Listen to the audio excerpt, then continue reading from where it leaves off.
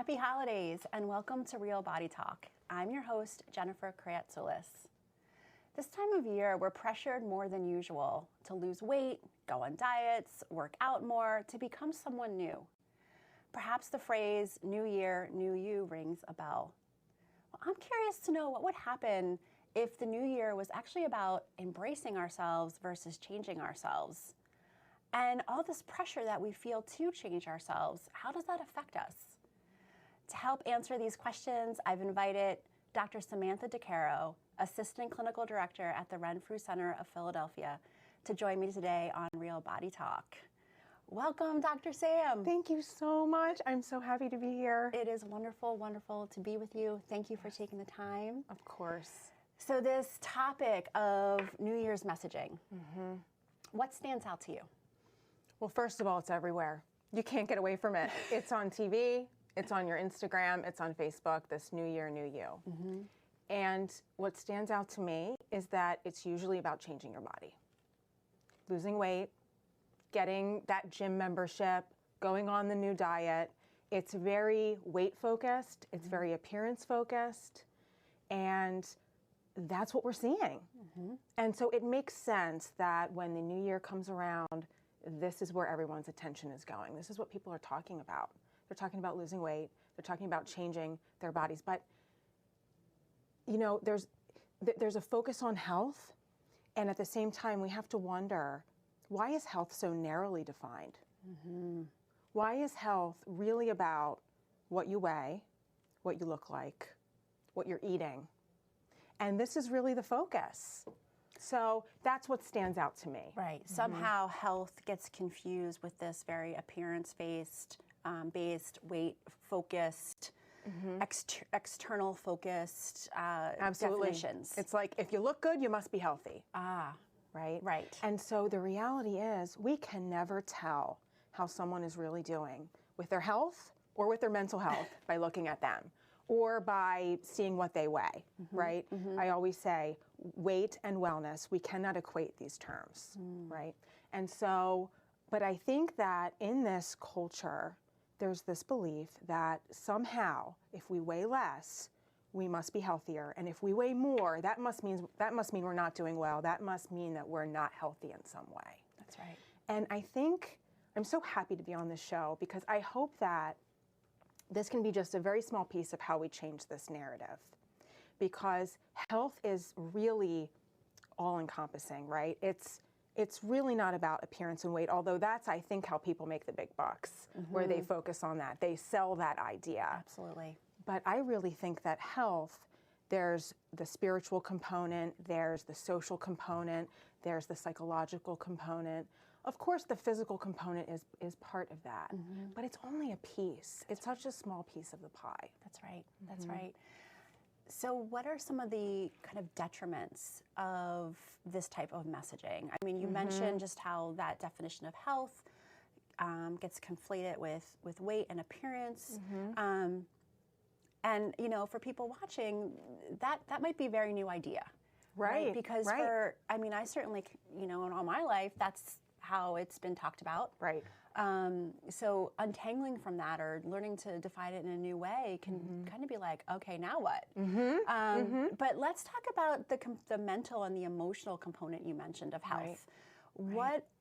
How did the pressure to change ourselves? I mean, there's always this baseline all year round, like change yourself, change yourself, change yourself, but it just kind of ramps up this time of year. Right. What's some of the health detriments, mental health detriments to that? Well, of course. So let's talk about the fact that when we buy into this message that somehow, you know, we talk about the thin ideal, which is so prevalent in this culture. When we buy into this message that thin means healthy and that you're doing well, and that somehow weighing more means that you're not healthy and you're not doing well, you can really miss out on opportunities to really help someone. If, you know, let's say they look great, you might just assume that they're doing really well, right? And there might be so much going on. What a missed opportunity to be able to connect, right? And this really goes also for the medical community. You have doctors who, the patient walks into their office and this is someone who looks healthy by society standards. Right. They might not be. That's right. They might not be doing well. They might be in the darkest place psychologically that they've ever been. They might be using disordered behaviors to look at the way they are. They might be focusing entirely on appearance, and they might be obsessed and consumed with it, where all other aspects of their life have really taken a back seat. So it's really dangerous for all of us to buy into this narrative, because the reality is a lot of assumptions are made. You know, there's weight stigma, right? Yes. So you have someone who walks into the office and a doctor might be diagnosing them with words like obesity, or might consider them quote unquote overweight. And there's this assumption that doctors make that somehow weight loss must be prescribed. The reality is, some of these people don't have any health problems, and they're actually doing really well. And it is very stressful to walk into a doctor's office knowing that the doctor might prescribe that when it's not really even necessary. So this is really dangerous. These messages are dangerous for all of us. They impact all of us, and we need to talk about it. And I know for some people watching, this might be really uncomfortable to talk about. Like you said, it goes against everything we've been taught. Yeah. It goes against everything we see on TV, everything we see in the media. And so when you start to challenge these ideas, it can get really uncomfortable, because this is not the message we're consistently receiving. Absolutely. Yeah. You know, and what's coming to mind is just how these messages really challenge our sense of self-worth. Right? No matter what your exterior is, whether you look fine or you don't look fine according to these standards that we're talking about. You know, I think the common thread, the shared experience that we can all relate to is that feeling of not being good enough. Right. And that's what these marketing messages feed on. Well, you think about it. If we all accepted what we looked like, there wouldn't be anything to buy, right? Right? We have to first buy into this idea that we need to change. We have to first buy into this idea that we're not good enough. We have to first buy into this idea that we're not somehow healthy at the weight we're at or the body shape we're at, right? So once we buy into that idea, then we feel something. Usually anxiety, fear, guilt, shame. And as a psychologist, what I know is that emotions, when we feel them, they make us want to do something, right? That's the way we're wired as humans. We feel and we do. And so when we see these advertisements or we consistently receive these messages, we're feeling these intense feelings of shame, of fear, of anxiety, of guilt. And then what do? We have the urge to buy, right? To buy, you know, a gym membership, buy, you know, some kind of weight loss protocol, buy plastic surgery, right? So there's all of these different industries that are at play that are making money off of our emotions, right? Yeah. So we have to, I think what I encourage in therapy is mindfulness. So if you're able to really take a look at and observe what you're feeling when you're receiving these messages, then you can decide what to do with that feeling, right? Because you're not destined to act on a feeling. You have a choice, right? And so if you feel something, you can make a decision instead of acting right away on it. Okay, so it's that purposeful pause. Right. What, in this space of the pause, what are some of those options that people can choose from, right? Because they might not feel like they might not know how to access them. Right? Because we've been trained to just react. So what are the variables that live here in this pause? Sure. So this pause, let me first say, it can be really uncomfortable. Right? No one likes to feel anxious or afraid or just shame about who you are, right? And so if we can just be able to sit with this emotion and know, first of all, that no emotion will last forever. That's the first step. Emotions are temporary, and over time we learn that we can tolerate them if we just sort of allow them to happen. They peak, they fall on their own. So that's sort of, I think, the first thing to go into the new year with. This idea, this fact really that emotions are not permanent. We all know happiness isn't permanent, right? None of us ever have this moment of joy and we're like, oh my gosh, I might get stuck in this. This might last forever. What am I going to do? Right. No, joy is it's the same as, fear and anxiety. They're all the same. They're temporary, right? And so if we can understand that, it can get a lot easier to sit with that feeling. The next thing I think is important is to start questioning the messages that you're receiving. So being able to say, who is going to benefit here from me buying into this idea, from me buying into this narrative? Yeah. What really is the function of this advertisement? Or what is the function of this message? Who is putting this out there? So a big part of media literacy, I do some talks on media literacy about being able to really analyze and evaluate the messages that we're getting, being able to really take a look at them critically so that we can be critical consumers, right? And so, with media, to be able to ask yourself, why is this advertisement even out there and who put it out there? And then if we can answer that question, you might start to understand things a little bit differently, that maybe this isn't about me and my unworthiness, but maybe this is about someone trying to make some money off of me, which is a lot different. Totally. Yeah. And then you have what would come after that, right? Right. So you're questioning, being able to question these concepts, these ideas, and then maybe turning the inner conversation to a more self-affirming conversation. Maybe I am okay the way I am. Actually, I am pretty healthy. I don't need to lose weight or to eat this certain diet plan or do this thing to be healthier. Actually, I feel pretty good in my body, right? I might not love or like my body even. I think many of us in this culture, there's a thing called normative discontent where most women especially are not happy with their body, and that's normal. That's just part of the culture we live in, unfortunately, and I think it takes a lot of work to really get to a place of acceptance or really being grateful about your body. But being able to turn the conversation to gratitude, I think. What are the things that you're grateful about? What can your body do for you? Yeah.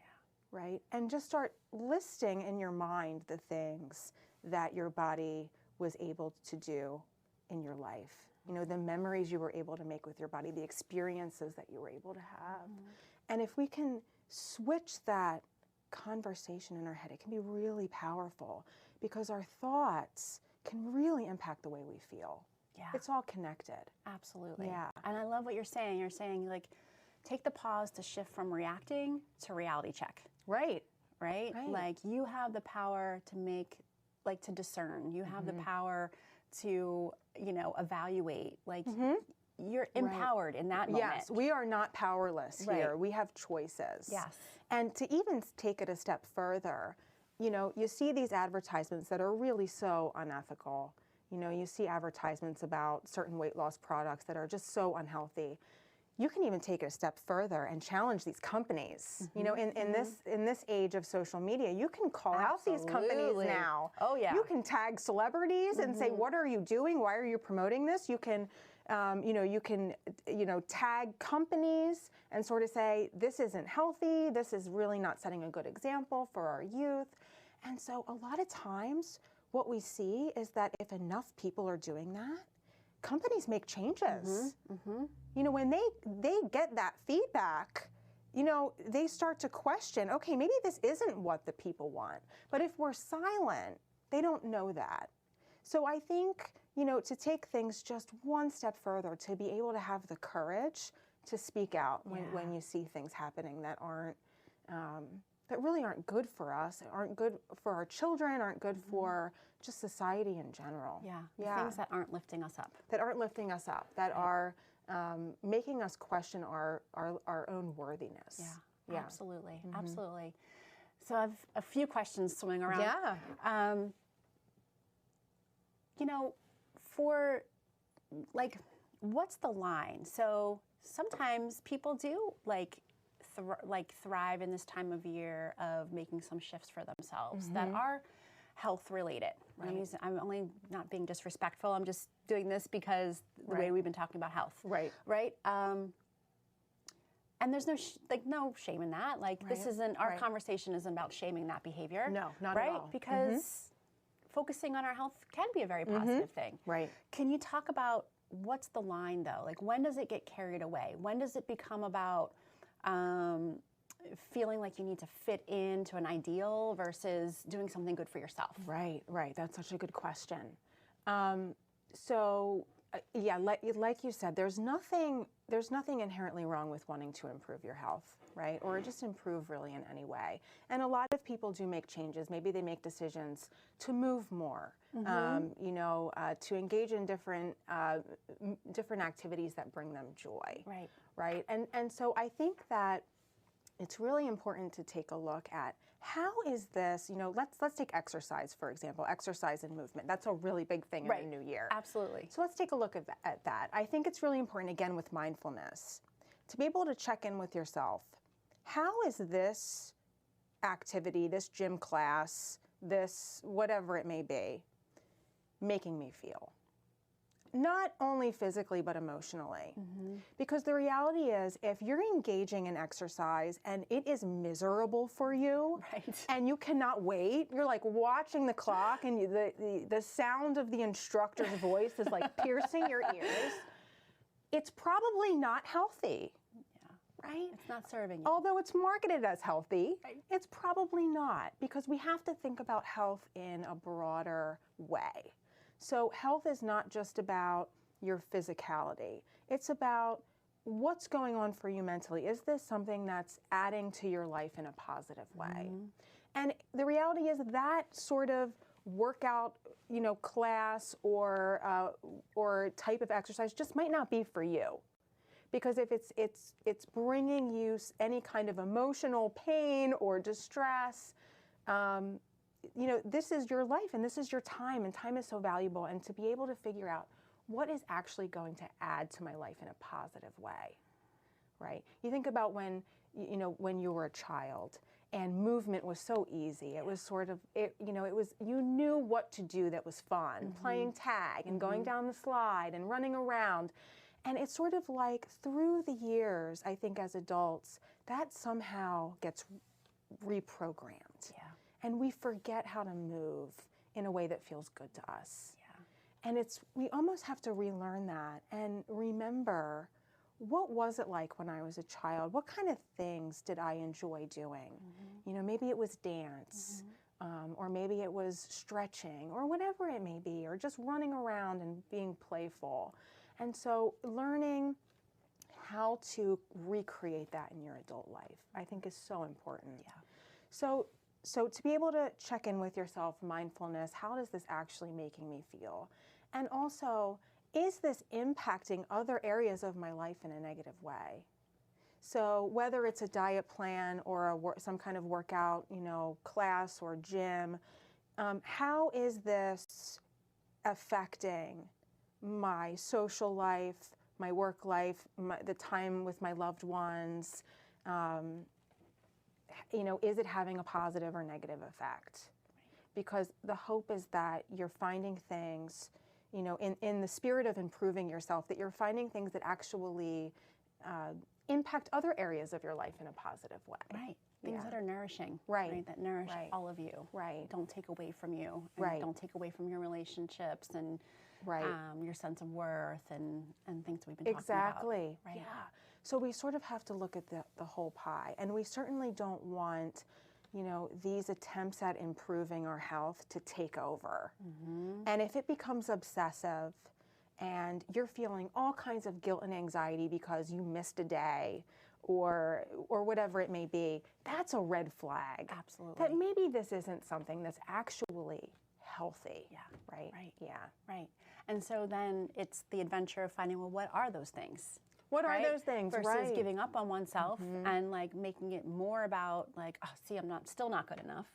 Whoa, actually, let's think what is possible. Right. And that can be challenging when we're shown in the media just these few things that seem to matter the most. But that doesn't mean we can't figure them out. Right. Right? Right. We're still members of this world, right? Right. And there's a lot of options out there. There's a lot of options. Granted, we're getting marketed sort of the same things over and over, right. but there are a lot of different options as far as how do we want to add on to our life, not take away from it. How do we want to nourish not only our body, but our soul, our mind, our relationships, our connections with each other. Yeah. So it might take some creativity to think, okay, maybe this isn't working for me, but what has worked for me in the past, or what do I want to add more? What do I want to do more of in my life? And that could be anything. I mean, it could be taking a nature walk. You know, it could be, you know, dancing around your living room. I mean, it doesn't have to be something that's sold to you. That's right. Right. Yeah, I love and that. I think that's another important piece to talk about is that access. It's sort of like you're marketed things, and not everyone can afford the sort of things that are advertised as healthy and you know, advertised as ways to improve yourself.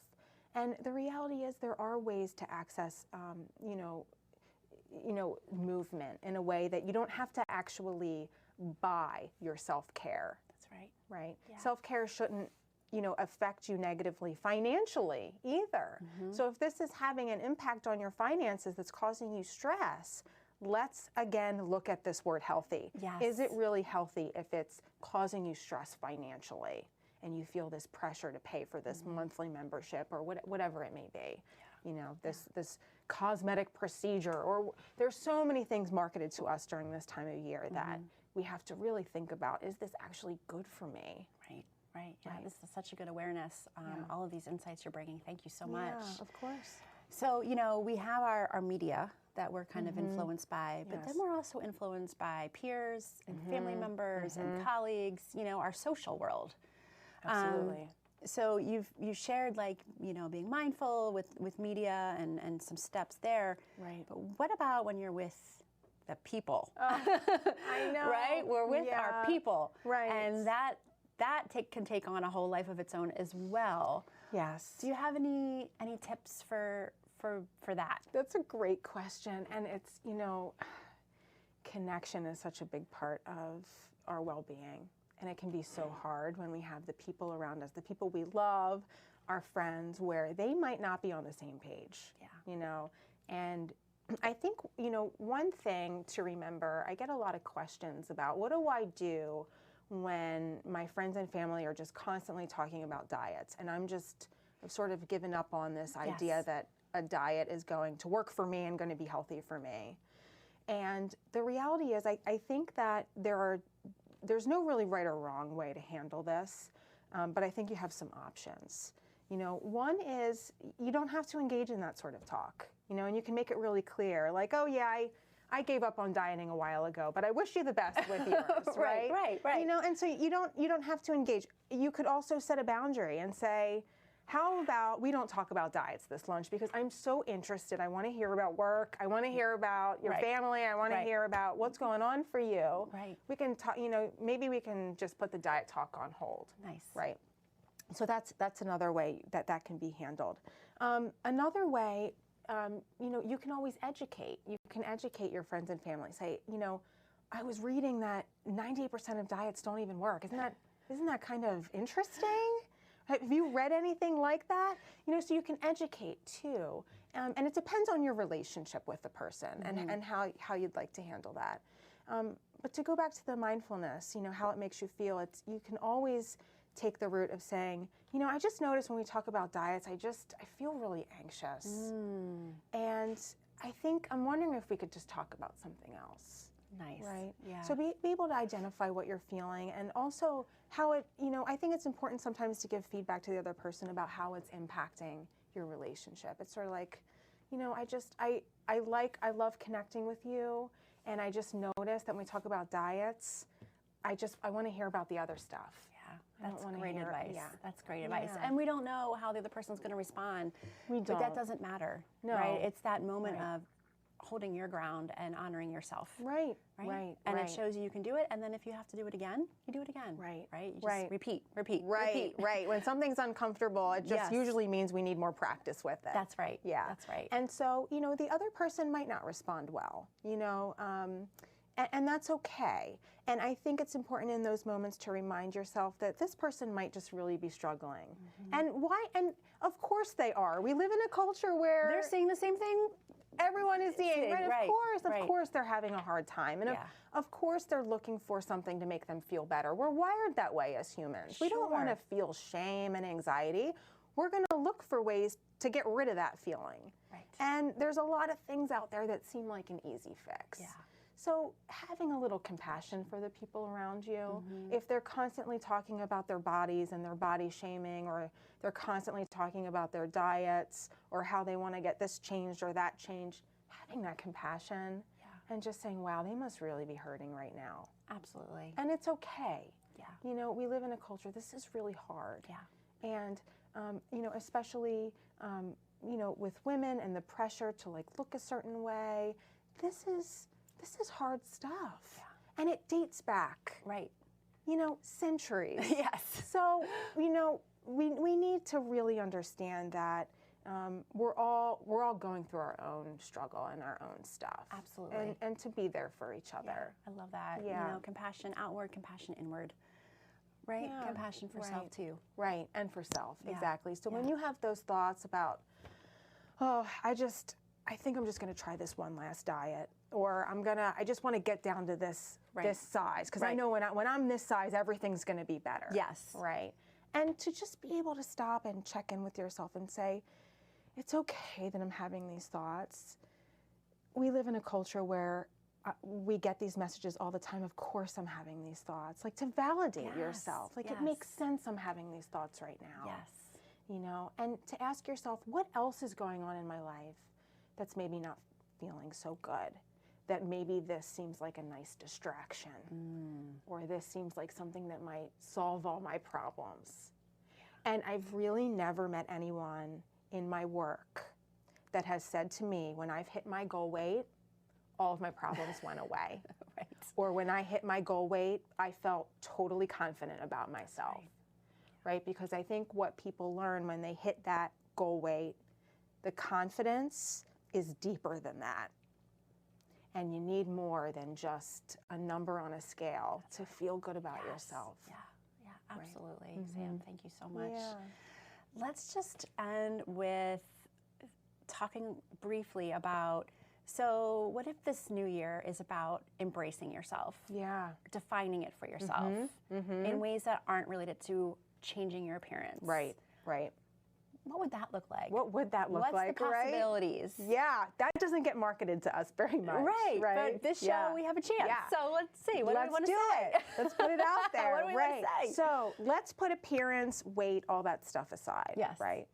And let's think about, you know, a big thing I do in therapy is this idea of, what are your values? And not many people can list them off the top of their head. They have to actually sit and think about it. And one of the ways we do this in therapy is we say, imagine that it's your birthday party and everyone you've ever loved is there. And to think about, what would you want if they each got up and said a speech about you? What would you want them to say about you? And 99% of the time, it has nothing to do with appearance or weight or anything like that, right? And that is one way you can access your values. Is to think about, what would I want my loved ones to say about me? You know, if they stood up and gave a speech about me, or they, you know, they were at my funeral, right? What would they say? What do I want them? How do I want to be remembered? And we can really access our values. And most of the time, our values are about connection. Yeah. You know, and to think about in the new year, how do I want to improve my connections with people? Right? Yeah. Or another big value sometimes is honesty. It's sort of like, how can I be more honest in my relationships and honest with myself? So to get in touch with your values, there's a lot of different ways to do it, but that's one way. Okay, great. Yeah. Sam, that was great. Thank you. You're welcome. Great suggestions. Yeah, Thank you so much for all the wonderful insight you shared and your passion for this topic. Thank you so much. Thank you for having me. This was wonderful. Thank you everyone for joining me here on MLTV. Happy New Year, and I will see you soon.